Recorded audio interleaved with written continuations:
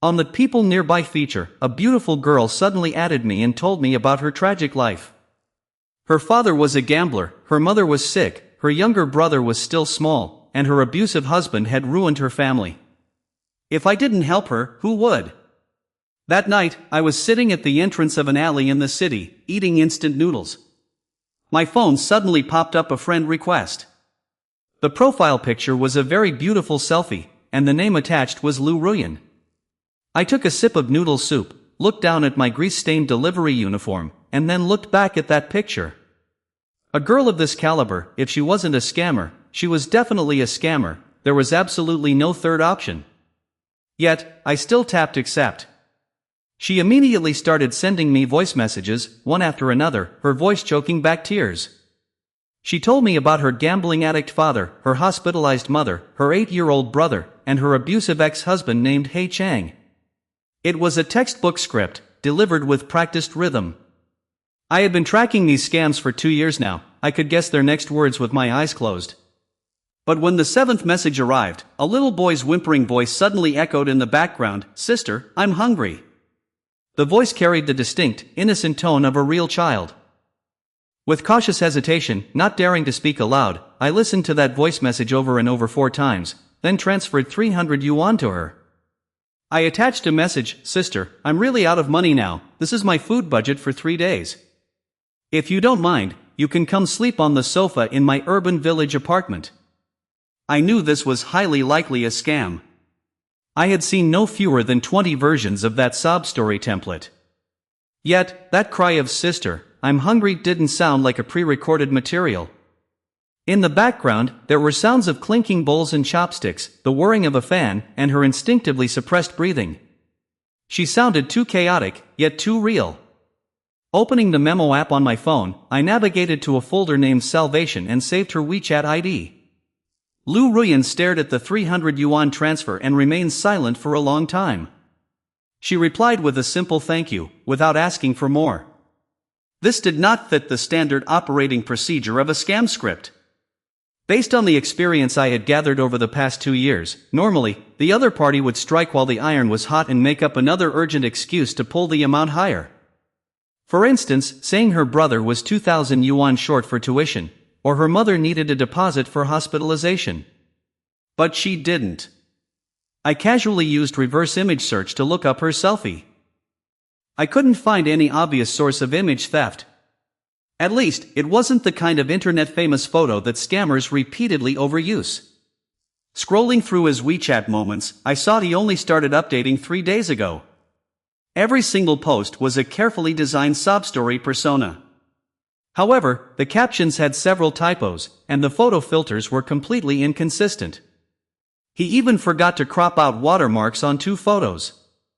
This scammer was far too unprofessional. His moments looked like a college student's very first assignment. The next day at noon, he suddenly sent me a message, "Are you serious about that sofa?" I stared at those words for 30 seconds. A seasoned scammer wouldn't actually show up, because meeting offline would blow their cover. If he wanted to come, it either meant he wasn't a scammer, or he was already pushed into a corner. Only later did I find out that he wasn't trying to test me that day. It was because He Chang kicked him out of the syndicate's dorm due to his terrible performance, telling him not to return unless he finished his task. He only had dozens of yuan left on him. Among all his contacts, a broke guy like me was the only one who didn't keep pressuring him for money. "Come on over." I typed these words. "I'll send you the address. The sofa isn't big, but..." Right after the beginning of autumn, it suddenly became warm, and Lu Ruyan actually came. My rented room in the urban village was only 15 square meters, containing a bed, a sofa, and a stove. The paint on the wall was peeling, and the light bulb flickered dimly. She stood at the door holding a plastic bag, completely dazed for a full 3 seconds. I knew exactly what she was thinking. This guy is truly poor. I opened the refrigerator with great pride to show off my assets: 3 radishes, half a jar of lao gan ma, and 2 eggs. The eggs were bought yesterday, so they shouldn't be spoiled. I smiled and said, "Welcome to the tour." Her expression shifted from wariness to confusion. I could see her quickly recalculating. Her script was originally designed for men with a monthly income of over 20,000 yuan. With my level of income, scamming me would be like stealing coins from a beggar's bowl, which is honestly a bit absurd. As for the sleeping arrangements, I insisted on sleeping on the sofa and letting her have the bed, with no hesitation. The problem was that the sofa was too short. Being 182 centimeters tall, my legs dangled halfway off, and the cushion under my feet wasn't long enough either. I woke up freezing 3 times during the night. The third time I woke up and tried to roll over, I almost tumbled onto the floor. Just as I was steadying myself in the darkness. Seeing that the other side was not asleep yet, the phone screen lit up. He was typing then deleting then typing again. I rolled over and pretended to stretch, my peripheral vision catching the group name at the top, 3 rookie training groups. My heart sank, but I closed my eyes, relaxed my breathing, and pretended not to see anything. Early the next morning when I went out to deliver goods, there was an extra bowl of porridge on the kitchen table, with a note stuck next to it, radish porridge, the radishes in your fridge were about to spoil, so I used them first. I picked up the bowl and took a sip. Honestly, it was just radish porridge, how good could it be? But that morning, I sat by the stairwell, blanking out for a while, scraping the bowl completely clean. A con artist using about to spoil radishes to cook porridge in the target's house. This is probably the most ridiculous thing I have seen in my 2 years undercover. On the 3rd day of living together, we established a strange tacit understanding. I went out to deliver goods during the day, while he stayed at home to work. In the evening when I returned, he had already finished cooking, using the cheapest ingredients to create all kinds of dishes. With just 1 yuan of tofu, he could make 3 different dishes, 2.5 yuan. The cabbage lasted us for 2 meals. Once, he actually used half a carrot and 2 slices of ginger that I had forgotten in the corner of the fridge to whip up a dish I couldn't even name, but it was somehow incredibly delicious. Holding my bowl, I asked him, "What kind of dish is this?" "I made it up, it has no name," he said. "Then give it one." He thought for a moment and said, "The Romance of the Poor." I almost spat out my rice. On the morning of our 4th day living together, I checked my gear as usual before heading out, the food delivery box, power bank, band-aids, and a spare data cable.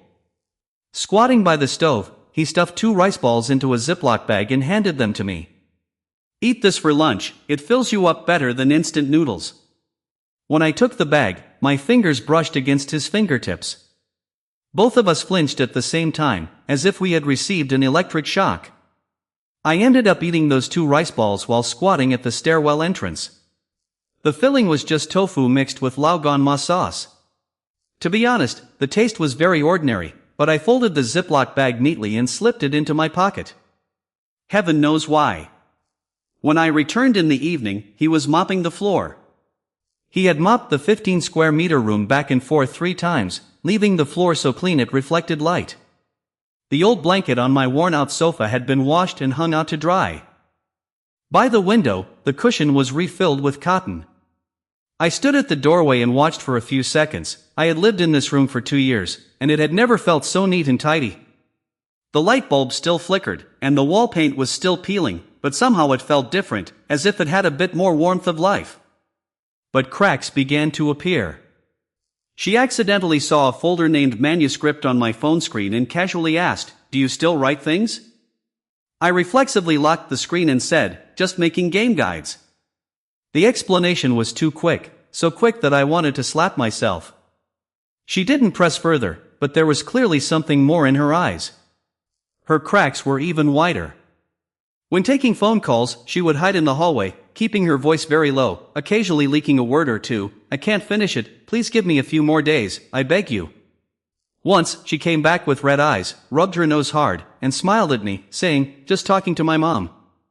That night after dinner, she was washing dishes when her sleeve slipped up. My gaze uncontrollably landed on the inside of her arm, covered in dense, round old scars, not just 1 or 2, but a dozen of them. They were uniform in size and evenly spaced. It was not an accidental burn, but someone had systematically and punitively pressed cigarette butts onto him one by one. My hand holding the bowl froze. He noticed it, quickly pulled down his sleeve, and said in a light-hearted tone, "I got burned when I was a mischievous kid." I opened my mouth, wanting to say something, but the words "don't lie to me" got stuck in my throat and wouldn't come out. Because I, too, was lying to him. I couldn't sleep that night, tossing and turning. Finally, I opened the Notes app and added a line under the old draft: "Lou Ruyan is not an accomplice, but a victim." After typing that line, I stared at the screen for a long time. The lights were off, and the glow of my phone screen reflected on the ceiling, flickering in sync with the light from his phone on the other side. From the next room came the sound of his muffled crying, buried in his pillow. It was very quiet, as if he was afraid of being heard. I heard it, clenched my fists, and pretended I didn't. On the 5th day of living together, his performance targets remained unfulfilled, and Chen Zhe called him out with a warning in the group chat. He was so anxious that his hair began to fall out, a cluster of blisters broke out at the corner of his mouth, and even when eating, he was in a rush. He just poked at his rice, remaining completely still. I added a chopstick of Lao Gan Ma scrambled eggs to his bowl. "Those were the last 2 eggs in the fridge, we'll worry about what comes next after eating. An empty stomach and anxiety are bad for health." He looked down at the food in his bowl, his lips twitching slightly, unable to hold it back. It wasn't a smile, but rather an expression of holding back for too long, broken down by a single chopstick of scrambled eggs, hard to categorize into any emotion. My gaze lingered on his face for a beat, just one beat, before I quickly lowered my head to scarf down my food. That night, I took a phone call at the door. Bai Ningbing was pressing me for the draft. He is my editor-in-chief at Southern Depth. He had already given me an ultimatum: if I couldn't get solid proof, this topic would be dropped. The newspaper couldn't support a reporter who didn't publish articles indefinitely. I lowered my voice to speak a few words. When I walked into the room, Lou Ruyan was sitting by the bed, her eyes showing a bit more scrutiny. "What data did you just mention on the phone?" "Delivery data from the food delivery platform. Just comparing which district has more orders." He didn't reply, but his gaze lingered on my face for 2 more seconds.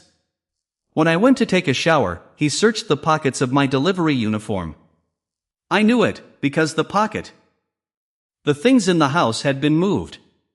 The power bank and the window stickers were still there, but the USB drive had been touched. That USB drive had a label on it with a serial number, C03 funds. He saw it. The atmosphere became very subtle from that day on.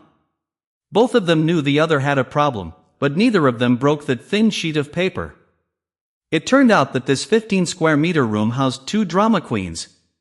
Telling lies with their eyes wide open every day, it was simply the sitcom of the year.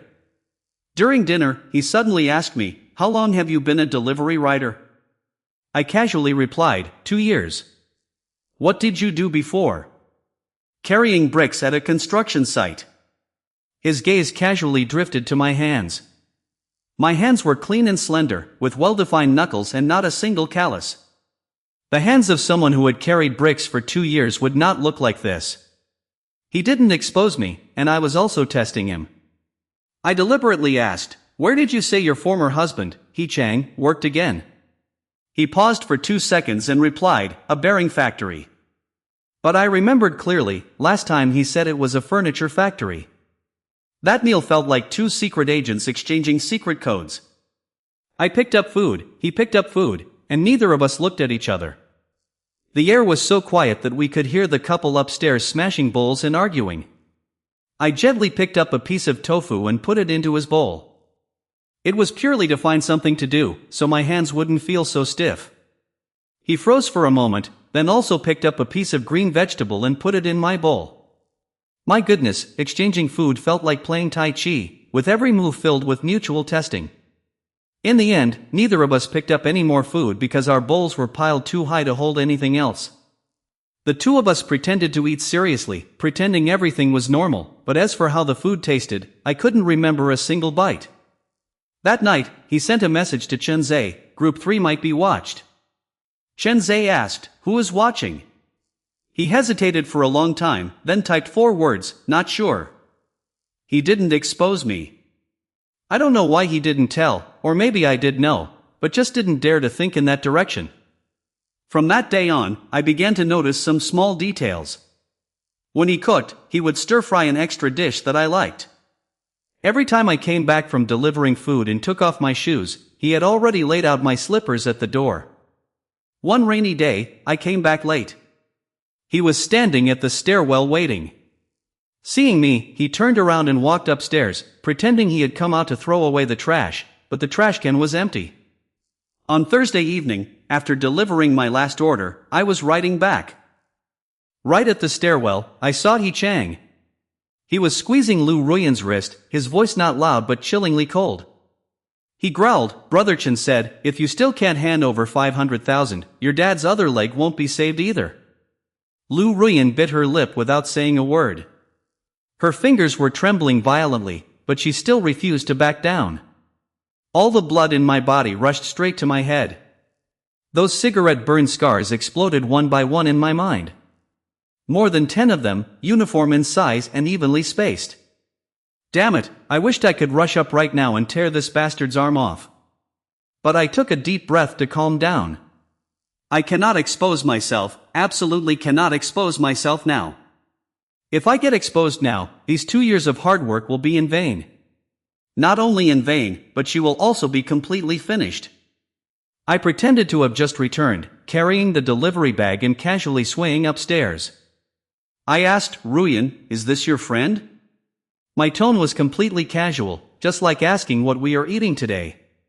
He Chang sized me up from head to toe. His gaze swept over my delivery uniform and old sneakers. He let out a disdainful snort, released her, and walked away. After he left, Lu Ruyan leaned against the wall, trembling all over. I reached out to support her, but she suddenly pushed my hand away, shouting, "Don't touch me." Then she squatted down by herself, burying her head deeply between her knees. She dropped to one knee, and I squatted down to look her straight in the eye. "Your wrist is red," I said, but she remained silent. I pulled a Band-Aid out of my food delivery uniform pocket. Since bumps and bruises are common when delivering food, I always keep these on hand. As I applied it over the bruise on her wrist, my hand trembled slightly. She stared at that Band-Aid for a very, very long time. The hallway light was voice-activated, it only lit up when someone spoke, and went out when it was quiet. Neither of us said a word. The light went out, plunging the hallway into darkness. Number 10, her voice was incredibly hoarse. "Who on earth are you?" Back inside the room, she sat on the edge of the bed while I sat on the sofa. A distance of 2 meters separated the secrets we had both been hiding for days. After a long silence, she was the first to speak. She admitted that the background story she had told me was entirely fabricated. The gambling father and the abusive ex-husband were all part of a standardized script written by the syndicate. The persona for every rookie trainee was virtually identical, they just had to change the name. The truth was, her father, Lu Jiangtao, was the security chief of a residential community. Last year, he discovered a telecom fraud den nearby and reported it to the police, but the news leaked out. Chen Zhe's men came to the door and broke her father's leg. They threatened that if she dared to report to the police again, they would make her entire family disappear. Her mother took her 8-year-old brother, Lu Xiaohai, and fled overnight to a relative's house in the countryside, scraping by on odd jobs. She was detained by Chen Zhe, who forced her to join the gang and use honey traps. If she refused, they would throw her father into the river. Those cigarette burns on her arm were the introductory lesson that He Chang gave her when she first resisted. After she finished speaking, she fell silent for a long time. The room was so quiet that only the buzzing sound of the light bulb could be heard. She whispered, "You can report to the police now, I won't run away." I stood up, walked to the bottom of the stove, squatted down, and removed a loose wall brick from the corner. Hidden inside was a voice recorder, a stack of printed documents, 3 USB flash drives, and a press card wrapped in 3 layers of plastic bags. "I am not a delivery guy." She looked up, her eyes widening in surprise. I continued, "I am an investigative reporter for Southern Depth, named Sherhao. This name is real. I have been tracking Chen Zhe's gang for 2 years now. The day you added me as a friend, I knew you were one of them. I already have 7 versions of your Group 3's conversation scripts. Both of us were stunned, our mouths agape, unable to close them for a long time. The light bulb in the room dimmed for a moment, then brightened again. In this 15 square meter space, two people who had been deceiving each other for days finally laid all their cards on the table. Then why did you still transfer me 300 yuan? His voice trembled as he asked. I remained silent for a moment. I had actually thought about how to answer this question many times, but when the moment finally arrived, none of those prepared words were of any use. Because in that voice message of yours, your younger brother said, "Sister, I'm hungry." I listened to it 4 times. The first time was to analyze the structure of the script, and the second time was to identify the environment from the background noise. The third and fourth times, I was simply listening to your brother's voice. Your script was fake, but your brother's voice was real. That 300 yuan wasn't for a scammer, it was to buy food for your brother. He covered his face, his shoulders trembling violently. His voice sounded as if someone had choked his throat, muffled inside his palms. I walked across that short distance of 2 meters and squatted down in front of him. It was the exact same posture I had used earlier, pressed against the window in the hallway. You help me, and I will help your entire family. He looked at me through the gaps between his fingers, and after a long moment, he softly replied, "Okay." I nodded, laying out the results of my 2-year investigation for him to see. Shenzhen has at least 5 strongholds worldwide, with over 200 victims and involving tens of millions of dollars. But the gang uses self-destructing communication software internally and routes funds through cryptocurrency, making it completely untraceable from the outside. What I have always lacked is internal evidence. In the workgroup chat of Group 3, he has chat logs, pitch templates, and training materials. These are all things that I could never, under any circumstances, access from the outside. I taught him how to use encrypted equipment to back up the chat logs. Facing a screen full of English operation interfaces, he collapsed on the spot. Are you sure you're a reporter and not a hacker? I replied with an innocent face. It was taught in an elective course at the journalism school. What kind of classes does your journalism school actually teach? I secretly called Qin Xuan to explain the situation. Qin Xuan was my college roommate and currently works in the public security system. After listening to the whole story on the other end of the line, he remained silent for about 10 seconds. Brother, you are gambling with your life. I know. You wouldn't happen to have feelings for that Lu Ruyan, would you? If you say any more nonsense, I'm hanging up. Qin Xuan laughed on the other end. All right, I didn't say anything. By the time I found out everything about him, I just wanted to beat him up. His performance issue was also resolved.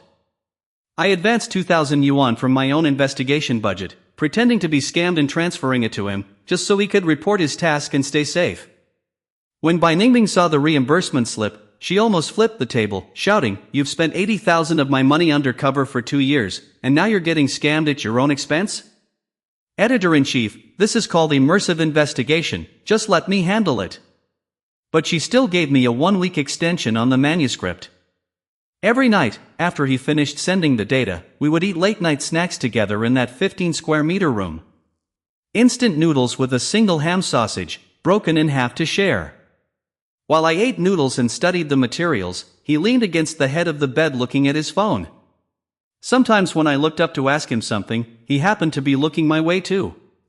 When our eyes met, the speed at which we both averted our gaze was comparable to professional sprinters. Once, he didn't turn away in time, so I asked, "What's wrong?" He replied, "There's a hair stuck in your noodles." I looked down for a long time but couldn't find it. When I looked up again, he had already turned his face away.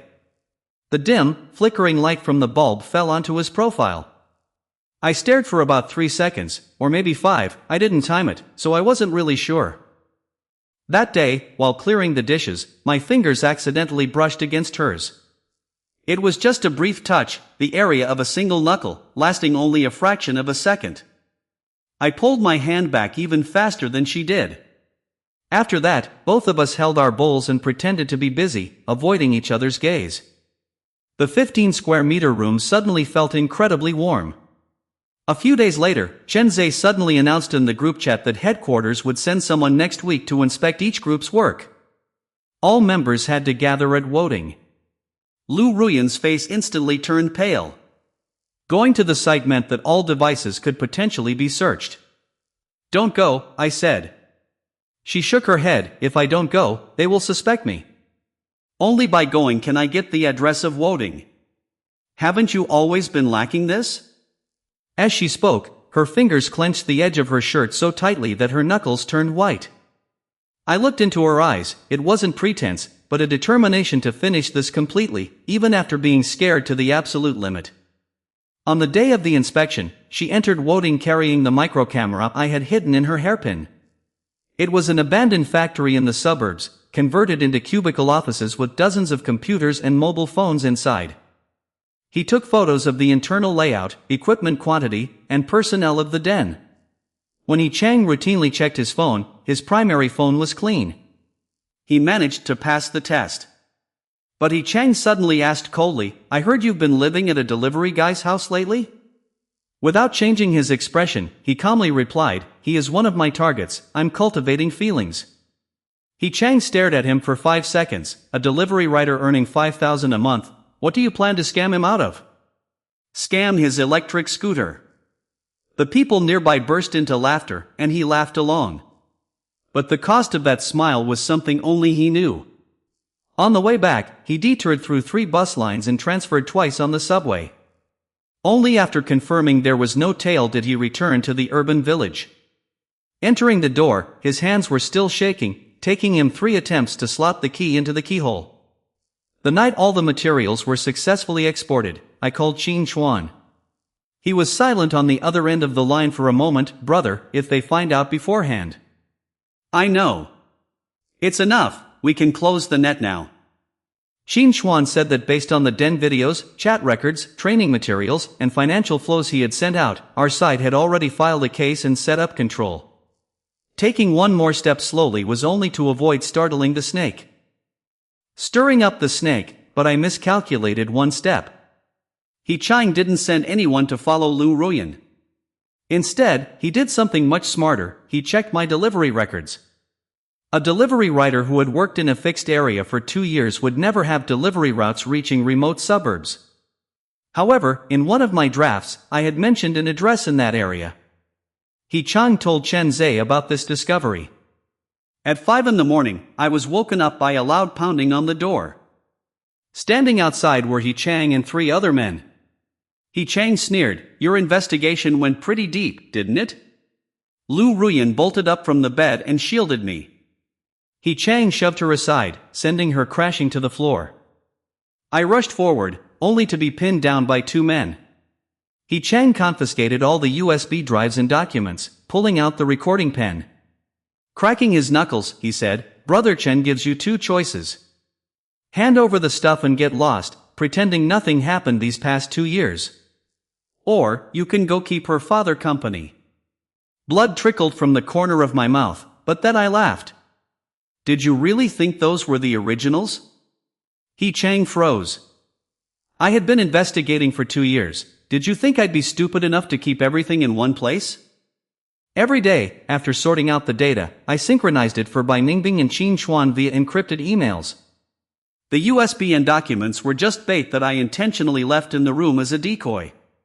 The core evidence, including the video footage captured by Lu Ruyan, had already been uploaded to the servers of the newsroom and the police. "Hey Chang, and Tai Ching too, the caller referred to you as the class director, right? I spat out a mouthful of blood and told you a secret. Back in college, I took an elective course called Practical News Investigation. The final exam was how to preserve backup copies in case the evidence is destroyed. I scored 97 points, the 3 points deducted were merely due to formatting errors." Just as He Chang raised his hand, the door was kicked open, and Qin Chuan led his men rushing in. Downstairs, along the walkways, up to the rooftop, the entire area was completely saturated with police force. At the same exact time, other tactical groups launched simultaneous raids on 5 of Chen Zhe's dens. The entire operation took place in just 17 minutes. Pinned to the ground, He Chang was still roaring and cursing. He probably never dreamed that the information used for tracing, from the food delivery records to the draft papers, were all clues I intentionally left behind. I needed him to act, and I needed him to find his way right to my doorstep. Since Qin Chuan and his team had prepared well in advance, Lu Ruyan leaked the hot video, chat logs, training materials, and cash flow records to complete the net's closure. He Chang's break-in was not the only reason, it was just the final time he was caught red-handed. Charged with illegal entry, physical threats, seizing evidence, and suspected intentional injury, he practically sent himself to prison. I stood up, and my first instinct was not to look at my own wounds. The blood at the corner of my mouth had already dried, sticking to my skin and causing a sharp pain. But I didn't care about that. I immediately turned around to look for Lu Ruyan. She had just been pushed down, scraping her elbow, and it was bleeding. I rummaged through my pockets and found one last band-aid. I squatted in front of her, carefully sticking the edges of the band-aid on, in the exact same posture as our first encounter in the hallway. But this time, the hallway light would never go out again. Chen Zhe's gang was completely busted. The total amount involved in the case was ultimately determined to exceed 20 million yuan, with over 300 victims. Chen Zhe himself was arrested at the highway toll station, while Li Chang and other core members also fell into the net one after another. Lu Jiangtao was transferred to a better ward, and his surgery expenses were. The medical expenses were fully covered by the relief fund. Lu Ruyan's mother brought Lu Xiaohai back from the countryside, and the whole family held each other weeping bitterly in the hospital corridor. This was the first time Lu Xiaohai had met me. He tilted his head, sizing me up for a long moment, before asking, "Are you the uncle who gave my sister 300 yuan?" I squatted down and smiled, "Call me big brother." He carefully examined my face again, which was still swollen, and said with absolute sincerity, "Are you sure you're a big brother? You look even older than my dad." Lu Ruyan, standing nearby, laughed until tears came to her eyes. After receiving all the materials, Bai Ningbing worked through the night to write an in-depth investigative report titled The 100-Person Scam Factory Behind People Nearby. The article instantly went viral across the internet, ranking in the top 3 trending topics. Several first-tier media outlets contacted Bai Ningbing, offering an annual salary of 500,000 yuan to recruit me. When Bai Ningbing called me, I was standing in the room, lost in thought. Lu Ruyan had already packed her belongings, which consisted of a small suitcase and an old backpack. When she first arrived, she only had a plastic bag. Now that she was leaving, she had a suitcase filled with all the pots, pans, and dishes we had bought during this time. She stood at the door pulling her suitcase, smiling gently at me, "Sure how, thank you." She is gone. She left without telling me where she was going. Her mother found a job with relatives in the countryside, so she planned to take her younger brother Lu Xiaohai there to settle down first, waiting for her father Lu Jiangtao to be discharged from the hospital before making further plans. She felt that she should no longer remain in my life. She did indeed participate in the scam, although legally she was recognized as a victim and not prosecuted, but our beginning was built on a lie. Perhaps she felt this relationship was warped from the very roots. Gone, completely clean. I stood in the 15-square-meter room, looking around. The stove was spotless, the fridge was empty, and the old blanket on the sofa was folded neatly. A half-empty jar of Lao Gan Ma sauce next to the stove was gone. She probably couldn't bear to throw it away and took it with her. I let out a strange laugh, and then the smile faded from my face. On the blanket lay 300 yuan and a note, "Returning this to you, 3 days meal money, can't let you go hungry." I stared at those 300 yuan for a full 10 seconds. The handwriting on the note was very neat, with each stroke written with effort, but the final word hungry was a bit crooked, as if her hand had shaken. I cursed myself, grabbed my jacket, and rushed out the door. I sped to the train station on my electric scooter at 40 kilometers per hour. Riding too fast, the wind made tears stream down my face. I ran 2 red lights and almost had my rearview mirror clipped by a bus. Arriving at the train station, I tossed my electric scooter by the roadside without even locking it and rushed inside. I spun around the waiting hall like a headless fly for 3 laps, finally spotting her at the ticket gate. She was holding Lu Xiaohai's hand, carrying that old backpack, and standing in line with her head bowed among the crowd. Lu Xiaohai was holding a popsicle, eating with his mouth completely covered in it. I squeezed through the crowd but was stopped by the security guard because I didn't have a ticket. Standing outside the security gate, my heart was pounding wildly and my palms were drenched in sweat. There was only one thought in my head: who cares? Taking a deep breath, I yelled at the top of my lungs, my voice echoing through the entire waiting hall, "Lu Ruyan, stop right there." Everyone in the waiting hall turned to look at me. A man in an old coat with hair blown like a chicken coop by the wind was standing outside the security gate, holding 3 red bills and a crumpled piece of paper in his hand. She froze, as if her pressure points had been struck. Lu Xiaohai excitedly tugged her sleeve. "Sister, that brother who looks even older than Dad is here." She turned her head, looking through the glass of the security gate, across a distance of 5 meters. Across the distance of these days of lies and sincerity, I held up the 300 yuan and shouted, "You scammed me out of 300 yuan back then, and now you're planning to just run away? What about the interest?" Her eyes welled up with tears, her voice trembling as she asked, "How much?" I looked at her and replied, "A lifetime." The waiting hall fell silent for a second, and then applause and whistles erupted from all directions. An old man clapped until his hands turned red, and a young girl was holding up her phone to film. A nearby child was jumping up and down, clapping the loudest, even dropping his popsicle. He cheered, "Go, big brother." I noticed he had changed his words, from uncle to big brother. The transition only took that single phrase, "a lifetime." 3 months later, I didn't go to the major media outlet offering a 500,000 annual salary, but chose to stay at Southern Depth. Bai Ningbing evaluated me, "You are the poorest reporter I have ever trained, and also the most stubborn." I asked, "Is that a compliment?" He replied, "I'm scolding you. You still owe me 3 reimbursement claims." Under the barrage of my constant nagging, Lu Ruyan passed her accounting exam and worked as a cashier for a small company. The salary wasn't high, but it was honest and stable. She no longer had to read toxic scripts anymore. My sick mother also recovered. Whenever she worked late, she would text me on her way home, "There is porridge in the fridge, heat it up yourself." Every time I see this sentence, I always think of that bowl of radish porridge from that night. Lu Jiangtao has been discharged from the hospital, his leg is limping but his spirit is very good. The first time he met me, he went straight to the point and interrogated, "Kid, what's your education level?" I replied, "A bachelor's degree, sir."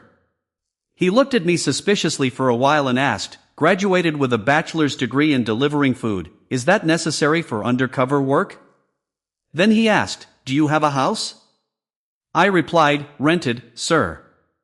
"What about a car?" I quickly replied, "An electric scooter, with a top speed of 40. Back then, chasing your daughter to the train station depended entirely on it." Lu Ruyan's mother pulled his sleeve next to him and whispered, "He saved our daughter and our whole family, stop interrogating him so much." He tapped his cane on the floor and said, "Fine, more promising than me being a security guard, barely qualified." Lu Xiaohai now calls me brother-in-law. I have corrected him countless times that we aren't married yet. But every time, he very seriously replied, "Then you should hurry up."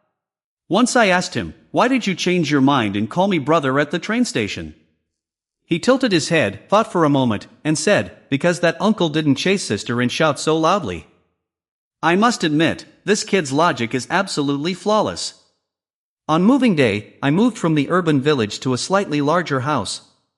It wasn't very big, but at least there were 2 rooms.